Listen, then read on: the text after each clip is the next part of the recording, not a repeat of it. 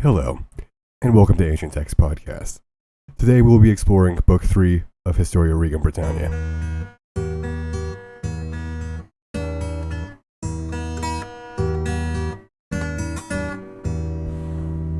In Book 3, we pick up where we left off last time. Dunwallo and his sons. Dunwallo's sons quarreled as to who would succeed the throne.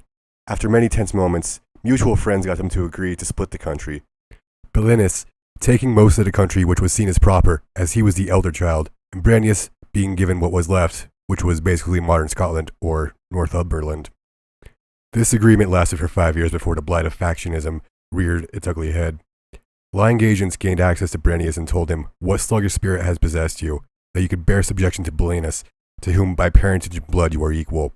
Besides, your experience in military affairs which you have gained in several engagements, when you so often repulse Chelphus, general of the Morini, in his invasions of our country, and drove him out of your kingdom. Be no longer bound by a treaty which is a reproach to you. Instead, marry the daughter of Elsingius, king of the Norwegians, that with his assistance you may recover your lost dignity. We're going to take just a second here and note this common theme, wherein some diplomatic agreement is ruined by mysterious no-name characters. As you may remember from the last book, a nameless spirit came between the brothers Margan and Cunadagius, provoking the former. Is this simply a common plot device here, or is it possibly telling of something else going on? Anyways, back to the main story. Brandnius was successfully persuaded, so he went to Norway to marry into some royalty. In the meantime, Belinus was informed of this, and was very, very angry his brother had betrayed him. While Brandnius was gone to Norway, Belinus invaded Northumberland and took his brother's land. The plan that had been planted into Brandnius' head by those unknown advisors had already worked, and Brandnius was preparing to invade with an army of Norwegians. However, on his way across the sea, he was attacked by Gurslak, king of the Dacians, inhabitants of the Balkans. The king was in love with the wife Brandnius had run off with, and decided to attack Brandnius. In the sea battle, the king of the Dacians was lucky enough to capture the ship holding the lady he was in love with, but then a storm rose. They were washed up ashore on different parts of the island of Britain. When the king was found by local Britons, they brought him to Belinus.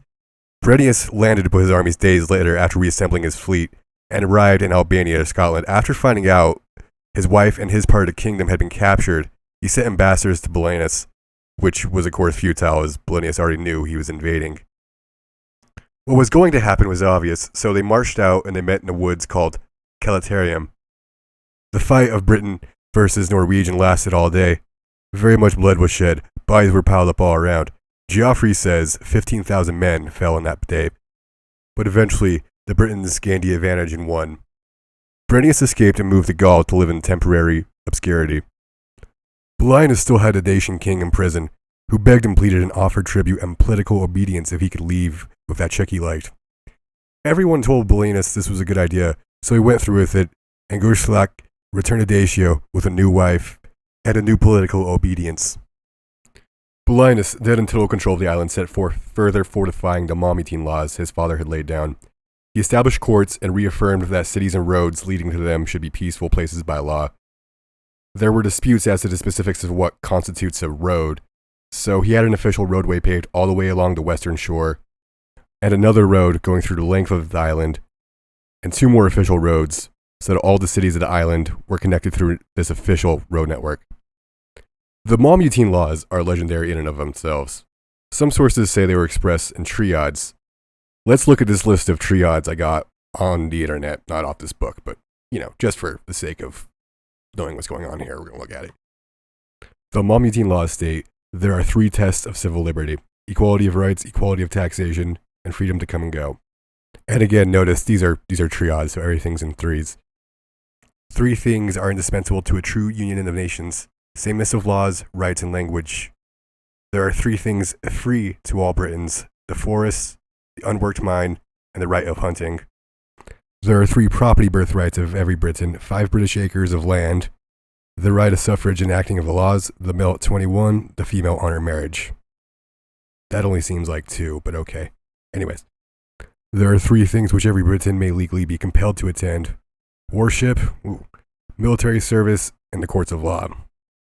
There are 3 things free to every man, Briton or foreigner: the refusal of which no law will justify, water from spring, river, or well, firing from a decayed tree, a block of stone not in use. There are 3 classes which are exempt from bearing arms: bards, judges, graduates in law or religion. These represent God and his peace, and no weapon must ever be found in their hands. There are 3 persons who have a right of public maintenance: the old, the baby, and the foreigner who cannot speak the British tongue.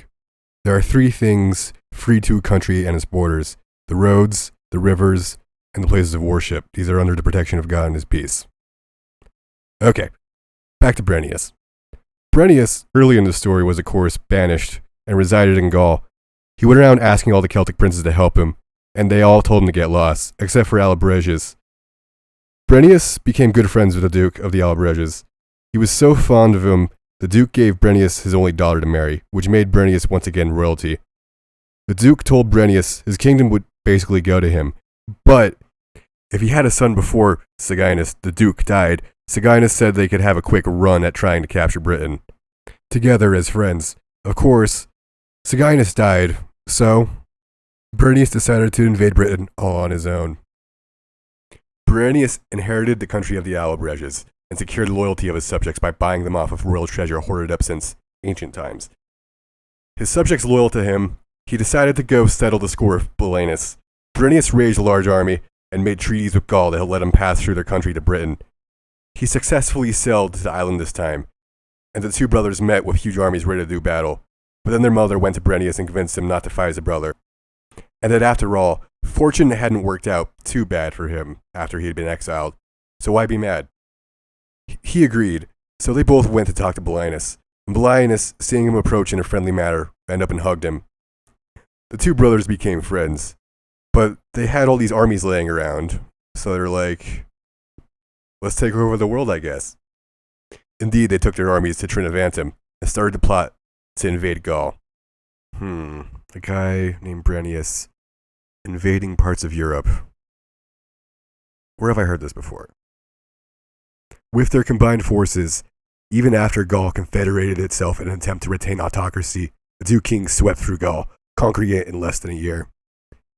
Where should they go next? Where else but Rome? Wait, a guy named Bryennius invading Rome. Why does that sound...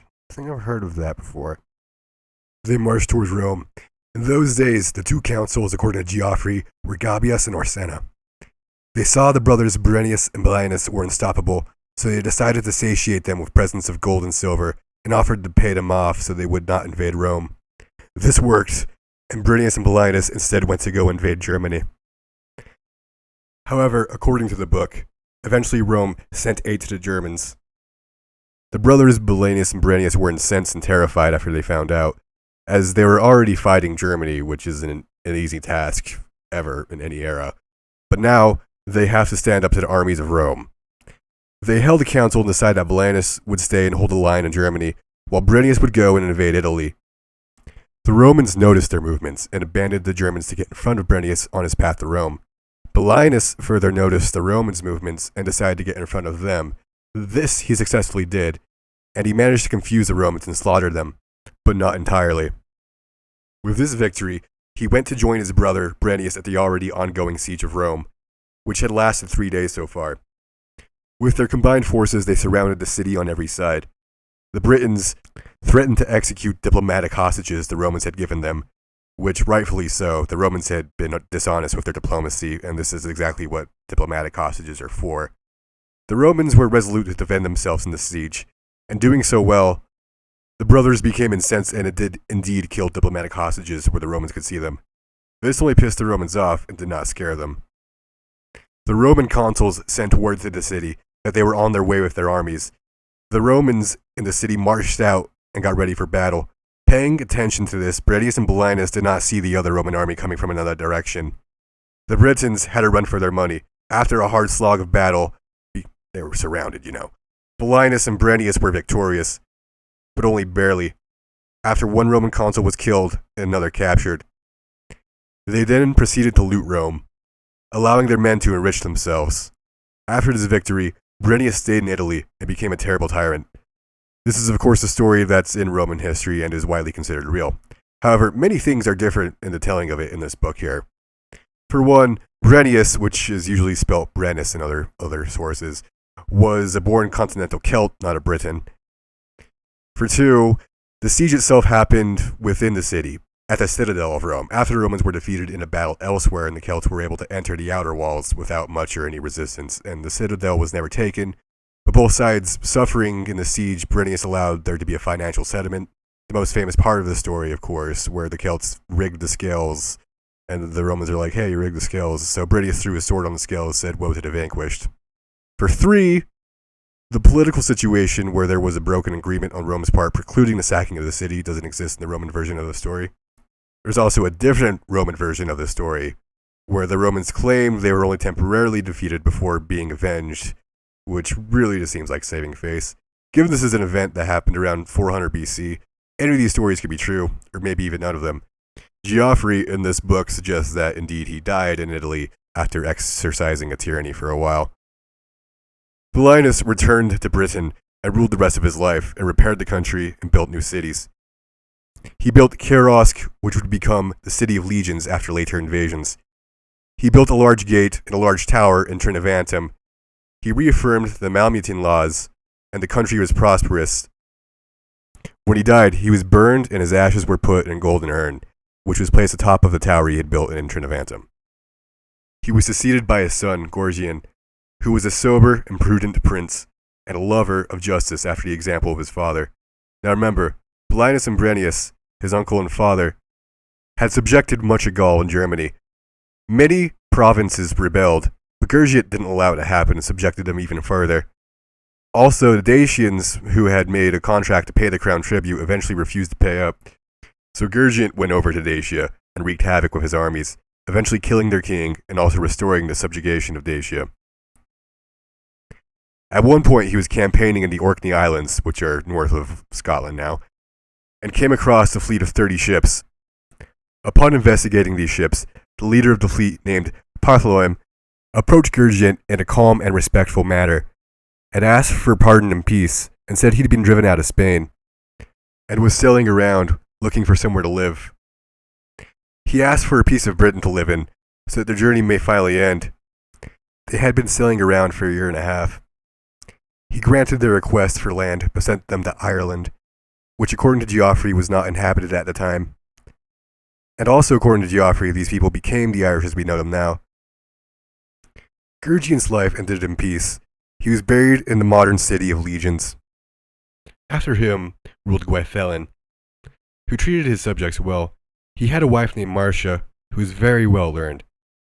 She laid out new laws, which Geoffrey says was a very popular legendary thing, but they're impossible to research because they're called Martian laws, and there's just a million things called Martian law now, so... Anyways, upon the death of Gwaithelin, the queen held control of the government of Britain, as their son was quite young. On her death, their son Cecilius took the crown. After him reigned Cimaris, his son, to whom succeeded Danius, his brother. After his death, the crown came to Morvidius, who was smart but very cruel. In his time, a king of the Morini arrived with an army in Northumberland and began to destroy the country. But Morvidius retaliated with all the strength of the island and slayed many in battle himself. After a day had been won, he allowed his cruelty to take hold of him, and he killed enemy prisoners one by one himself. After this, there came on the western shore a terrible monster that was eating people alive. Morvidius went to face the monster one-on-one. He hit it with many war darts, but ultimately was eaten by the monster. The monster then doesn't appear in the book anymore. It's as if it had just come to avenge Morvidius and how cruel he was. Morvidius had 5 sons. The eldest, Gerbonian, took charge. He was a peaceful and pious king. He repaired temples to the gods and built new ones. The island was rich and prosperous in his time. He discouraged bad treatment of workers and raised soldier pay, and with everybody happy, nobody committed crimes. In his end, he was buried at Trinovantum. After him ruled his brother Arthgallo, and he wasn't nearly as nice of a guy. He always oppressed the nobility and bought off the support of the poor. He plundered the rich and obtained much treasure. The nobility eventually got sick of it and had him ousted, and installed his brother Eliodor as king. Arthgallo went about seeking support from foreign nobles, as is so common in the stories. Whenever someone's exiled, they always go to Gaul and ask everybody. Anyways, Arthgallo eventually returned to Britain, and by chance ran into Elidor in the woods while he was hunting. Elidor, being so surprised to see his brother, ran right up and hugged him, and in an emotional state, lamenting the fate of his brother, he had decided to get revenge on the nobles for ousting his brother. So Elidor, faked sick, and invited nobles to visit him one by one, under which occasion they were ambushed and told to apologize and reconcile Arthgallo or be killed. He then was able to reinstate his brother Arthgallo as king, after which action Elidor was named Elidor the Pious. Arthgallo, being through a humbling exile, ruled much better this time. He eventually died as king and was buried at Carlier. Elidor, still being alive, once again took the throne, and he was a great ruler, but his two remaining brothers, Eugenius and Peredor, raised an army and made war upon their brother and won. Elidor was taken prisoner and imprisoned in the tower at Trinovantum. The two victorious brothers split the kingdom between themselves. After 7 years, Eugenius died, so the whole kingdom was now under Peredarum, who governed with generosity and mildness, and was eventually seen as a better king than any of his brothers. Peredarum suddenly died, and Elidor was released from prison, and he took the crown a third time, and ruled well, and set a good example until his death. After him, Urbonian's son had the crown, and treated his country fairly. After him reigned Margan, son of Arthgallo, who also was a peaceful king. After him reigned Ananias, who quite oppositely was a bad king, and was deposed after 6 years. After him, Idwallo, who was a good king in spite of the bad example of the previous one. After him reigned Runno. After him reigned Gerentius. After him reigned Catellus, his son. After Catellus, Callias. After Callias, Porrex. And after him, Charon. Charon had 3 sons, who all reigned after one another.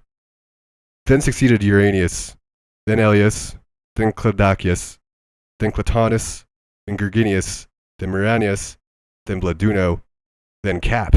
That guy's name is just Cap. Then Oenus, then Cecilius, then Legabred. But Legabred was a great musician and was named King of Jesters. After him reigned Arthmel.